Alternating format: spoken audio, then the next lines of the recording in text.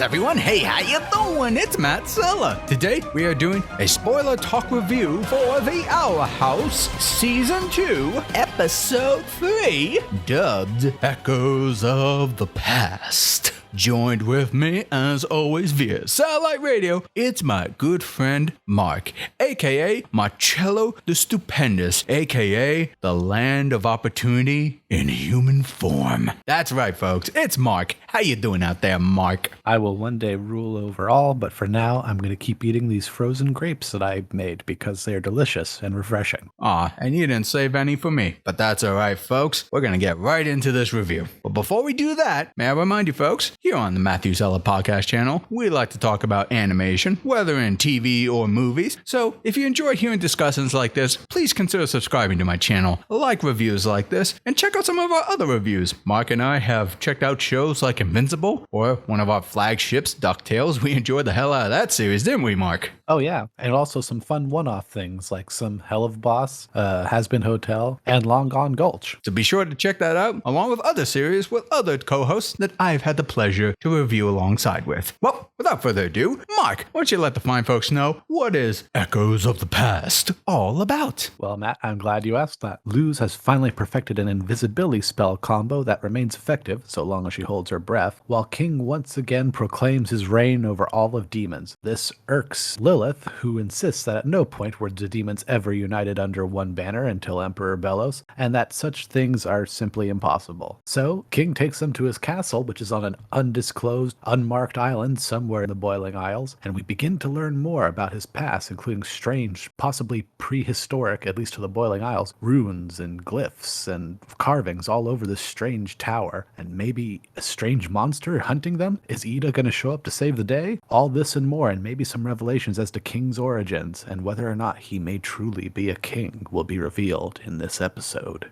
Ooh, such excitement, such suspense. Well, the suspense is going to keep building that, because before you get to talk about things, I'm going to talk about things about this episode. Well, pray tell. Okay, well, first off, Hootie has a portable little house backpack thing, which is cute until apparently he actually crawls out of the main house's structure, because even Lilith looked like she was about to honestly vomit, and her and Hootie are pretty tight, and their friendship continues to be tight, and I love that about this. I also think we see a lot more of a nurturing side from Ida in this episode. I think her relationship with King has definitely become way more endearing and almost parental in many ways, but also King apparently also already had a bit of a maternal figure, because the monster hunting them, that kind of looks like a, Matt, you mentioned a cross between something out of Studio Ghibli or even the Hollow Knight franchise, kind of was protecting him all these years and actually trying to protect him from everyone else when they came back. And there's just so much cool stuff. There's a lot of fun theories going around as to who King's dad is, if he's still alive, or what he may even be now.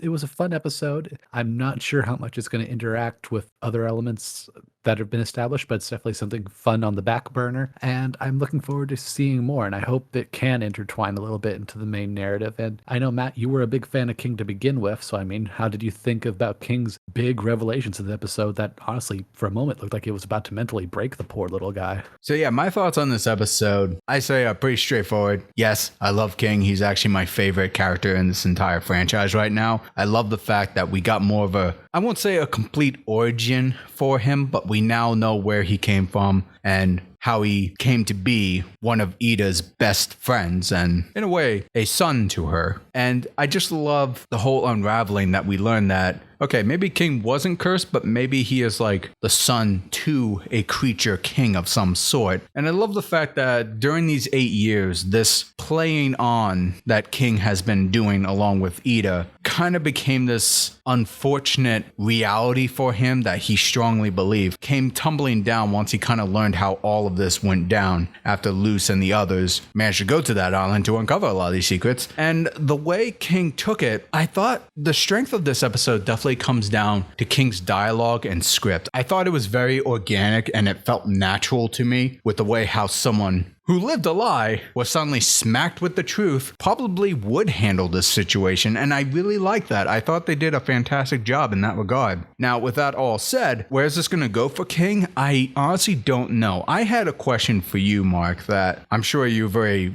alluded to before, it seems like King's dad was protecting him along with that weird monster protecting King. From something, we kind of saw a hint of that in the mural, but it didn't look anything like the Emperor as far as I could tell. My question was, do you think there will be any cross relevance between King's storyline with the Emperor? And right now, I'm personally leaning towards no. I feel like that's going to be a completely separate arc because you said there were some theories out there, right? Yes, there is some theories as to whether or not King's father is actually imprisoned within the castle, whether his father actually could be Emperor Belos, or whether or not his father is actually the corpse of the Boiling Isles itself. There's a lot of things going on around it, and whether or not Belos had played any hand in King's becoming an orphan, more or less, so to speak. So my reason why I don't think there will be any cross relevance is because we've had King in the same vicinity or King right next to Emperor in the finale, at least maybe once or twice, and it doesn't seem like the Emperor really acknowledged the little guy at all. So I feel like that might just be a separate thing, but I could be completely wrong. Maybe the Emperor just doesn't really see any value with King at all. So I don't know, but I feel like it's going to be a different arc. The series has already been greenlit for a third season. Will that third season continue the Emperor thing? I don't know. This is all just speculation on my end. Now, there is something that was kind of bothering me before, but I think Marc brought up some really good points. Watching this series, obviously, I love Luce, I love Ida, I love King, and Hootie is a hoot. Lilith is kind of like the new reoccurring character that's part of the gang. And I don't quite have an opinion on her because she was a bit of a rival for Ida in the last season, a henchman of the Emperor, but obviously after going through the finale, she is now an ally to Ida and Luce. It was a little jarring to see her so immature that seemed starkly different than what she was before. But I think you brought up a good point about that, Marc. What was that? Oh yeah, I think without the authority of the Emperor's Coven or even being associated with the Emperor or even her powers, I believe the more mature and serious part of Lilith actually was much more of a front because we've seen time and time again when she does confront Ida when she was with the Coven that she very easily gets sucked up in all the sort of nonsense that the main characters already do. So I do think that for me at least, I believe that silliness was kind of already, and immaturity was already there. Just now it's kind of all she has left, unfortunately for her, as we see, because she was desperate to get a lot of things out of this episode between either proving herself right and King wrong or then understanding everything that actually she was wrong about with King. And then even the glyphs, like the fun part was watching the ink dry for her. Like she's broken right now. No, absolutely. I think you brought up a really good counterpoint to what I'm feeling. I'm still kind of in the middle of the road with her. We've only had her part of the gang for a few episodes now. I'm really curious to see how solidified she'll become within the next few episodes from what we'll see. Oh, for sure. It's anyone's guess. It really depends on who our main focus is. Because I do know out of some things we have seen right now, eventually their mother is going to show up, Ida and Lilith. So that is possible, something that maybe she is going to have to figure out what she's doing with herself quicker than we think.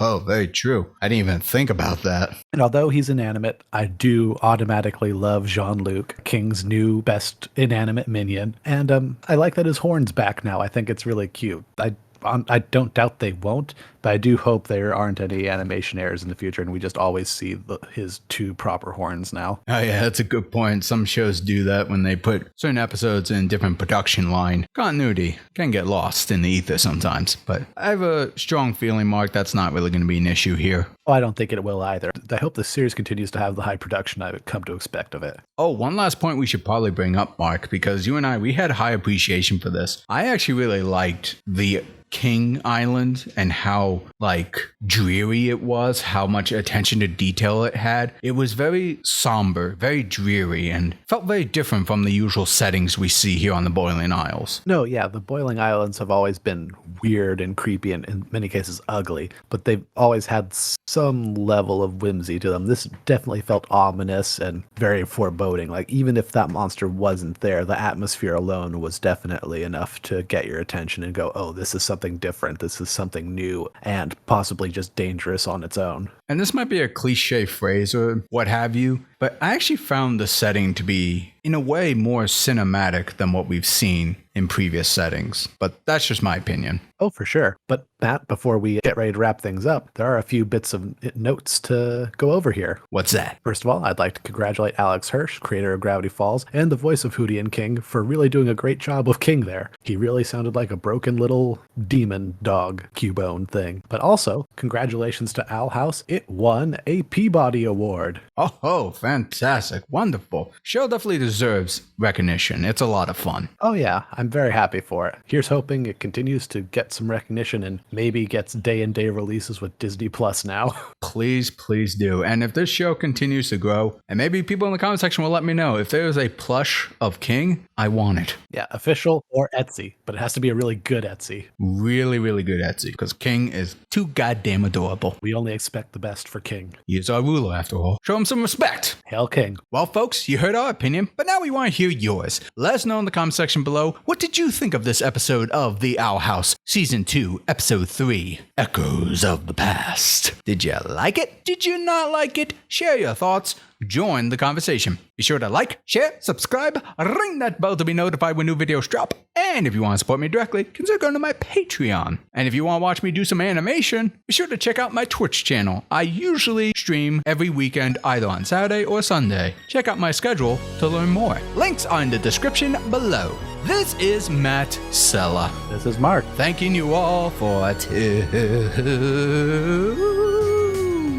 in.